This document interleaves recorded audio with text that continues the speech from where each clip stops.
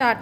श्रीशैले सदया पात्रं धीभक्त्यादिगुणार्णवं यतीन्द्रप्रवणं वन्दे रम्यजामातरं मुनिं लक्ष्मीनाथसमारम्भां नाथयामुनमध्यमाम् अस्मदाचार्यपर्यन्तां वन्दे गुरुपरम्पराम् यो नित्यमच्युतपदाम्बुजयुग्मरुग्मा व्यामोहतस्तदितराणि तृणाय मेने अस्मद्गुरोर्भगवतोऽस्य दयैकसिन्धोः रामानुजस्य चरणौ शरणं प्रपद्ये।